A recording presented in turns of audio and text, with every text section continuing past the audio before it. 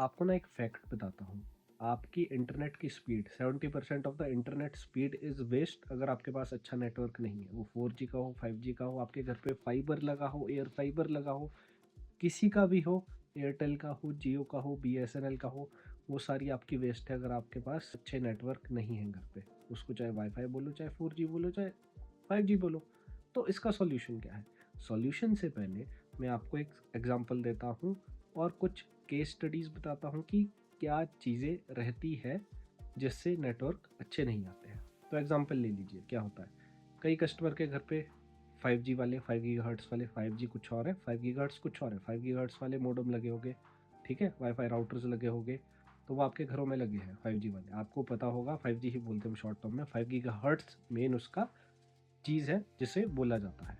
उनके घरों में तो स्पीड अच्छी आ जाती है बट रेंज कम होती है। उन्हें फिर चलाना पड़ता है 2.4 गीगाहर्ट्ज़। पर क्या होता है 2.4 गीगाहर्ट्ज़ में रेंज बहुत ज़्यादा आती है पर स्पीड बहुत कम आती है। ये क्यों होता है? अप टू 40, 50, 60 एमबीपीएस 2.4 गीगाहर्ट्ज़ बिल्कुल सही है। किसी ने भी लगाया है, बिल्कुल सही लगाया है। बट उसमें भी दिक्कत आती होगी। दिक्कत पता क्यों आती है? क्योंकि जो भी आपके सारे डिवाइसेज़ हैं ना घर पे, 4-5 स्मार्टफ़ोन्स आ गए, आपका पीसी हो गया, आपका माइक्रोवेव ओवन हो गया, कई रेफ्रिजरेटर्स होते हैं, वॉशिंग मशीन्स होती है, ये पूरा 2.4 गीगाहर्ट्ज़ पे बैंड में चलते हैं।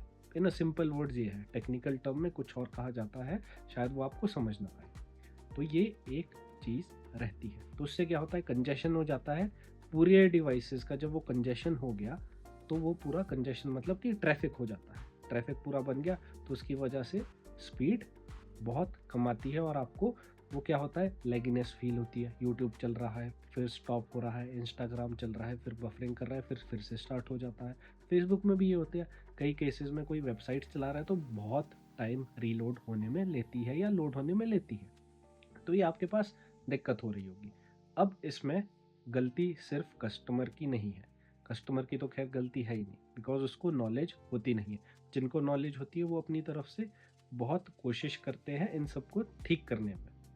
और दूसरी 50% गलती इसमें आईएसपी की भी रहती है, क्योंकि उनका नेटवर्क डाउन होगा बैक हैंड से। कई रीज़न्स रहते हैं, मतलब बहुत सारी दिक्कतें होगी उस टाइम, ठीक है? पर जब नहीं होती है, यू आर हैप्पी। बट अगर आपको होम नेटवर्क बहुत अच्छा बनाना है, मैं सिर्फ होम नेटवर्क की बात कर रहा हूँ, इसमें मैं ना आईएसपी की बात कर रहा हूँ, ना उन चीज़ों की बात कर रहा हूँ कि वो बैकएंड से क्या दिक्कतें आती है। मैं जस्ट एक होम नेटवर्क की बात कर रहा हूँ। ध्यान से सुनना। तो अब मैं आपको एक सॉल्यूशन बताता हूँ। अगर आपके घर पे 2.4 गीगाहर्ट्ज़ मॉडेम है, राउटर है, वाईफाई वाला, आप कनेक्ट कर रहे हो, आपको स्पीड स्लो आ रही है, ये दिक्कतें लग रही है, तो एक बारी क्या करना, लैन केबल होगी, लैन केबल नहीं है तो किसी से ले लेना। 1-2 मीटर अपने लैपटॉप, पीसी या किसी को थोड़े टाइम बुला लो। एक बारी चेक करवा लो, अगर आपको मन में शक हो रहा है, दिल में शक हो रहा है, दिमाग में शक हो रहा है, तो एक बारी लैन केबल पे पीसी लगा के, लैन केबल लगा के आप टेस्ट कर देना कि एक्चुअल स्पीड क्या आ रही है। अगर स्पीड प्रॉपर आ रही है तो समझ लेना this is the matter of आपके घर में जो पूरा मैंने बोला सराउंडिंग्स है, तो आपका 2.4 गीगाहर्ट्ज़ वाला पूरा ट्रैफिक बन चुका है घर पे। तो उसके लिए सॉल्यूशन क्या है? उसके लिए सॉल्यूशन है एक, अगर आप 60 एमबीपीएस या 90 80 90 एमबीपीएस तक 100 एमबीपीएस तक स्पीड लेना चाहते हैं किसी आईएसपी से, अगर आपका ये वाला प्लान है, या 30 40 20 एमबीपीएस वाला ये प्लान है और उतनी आपको स्पीड नहीं आ रही है, लैन केबल पे बिल्कुल सही आ रही है, तो आप क्या कर सकते हैं, एक 5 गीगाहर्ट्ज़ वाला मॉडेम ले लो।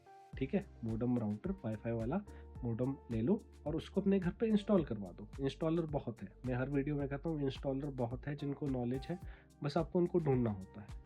पैसे लगेंगे but it is for one time. अगर आपको प्रॉपर स्टेबल नेटवर्क चाहिए, कल के लिए आप दूसरे किसी नेटवर्क पे भी जाए तो आपका एक्सटेंडर भी काम आ जाएगा, आपका एक्सेस पॉइंट जो आप लगाओगे वो भी काम आ जाएगा, आपकी केबल भी काम आ जाएगी। जो आपका इंटरनेट सर्विस प्रोवाइडर है वो तो अपना मॉडेम लगाएगा, बट जो वायर है और जो आपका एक्सेस पॉइंट या मोड एक्सटेंडर है वो तो आपका है ना, वो तो फ्यूचर में भी हमेशा काम आएगा। तो वो एक पूरा होम नेटवर्क बढ़िया से बन जाएगा, बस आप पैसे खर्चो।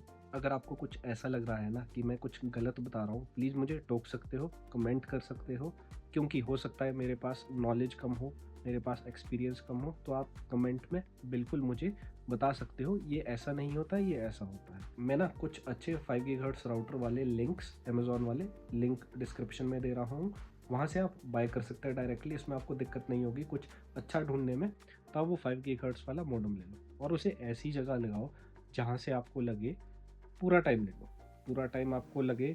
ऐसा नहीं है कि इंस्टॉलर की बैंड ही बजा दो, इंस्टॉलर कोई आता है बड़े उससे आता है पूरा, अगर पूरा दिन उसका लग रहा है एक इंस्टॉलेशन में, that is not a good thing. Impression customer का उस पर नहीं जाएगा। पर हाँ, इंस्टॉलर को भी ये ध्यान रखना है कि कस्टमर को बराबर से वो सर्विस मिले और पूरा उसका जो भी वाईफाई एरिया नेटवर्क है वो पूरा अच्छे से बने। तो इंस्टॉलर को भी ये ध्यान रखना है कि उसे प्रॉपर लगे। अगर उनको और एक्सटेंडर लगाने पड़े तो कस्टमर को बोलिए, मतलब अपनी तरफ से नहीं बोल देंगे हाँ फालतू लगेगा। फालतू चीज़ें बताना is not a good thing. तो this is a main solution. Main आपको क्या करना है, लैन केबल पे टेस्ट कर देना है। अगर आपकी आईएसपी की दिक्कत होगी तो लैन केबल पे उस टेस्ट बिल्कुल सही आएगा ही नहीं। अगर आपको ये वीडियो अच्छी लगी ना तो इस वीडियो को लाइक कर देना, इस चैनल को सब्सक्राइब कर देना, और ऐसी ही वीडियो मैं बनाता रहूँगा। अब थोड़ा सोचा है कि थोड़ा स्टेबल रहूँगा यूट्यूब पे। तो thank you for watching, stay safe, stay secure.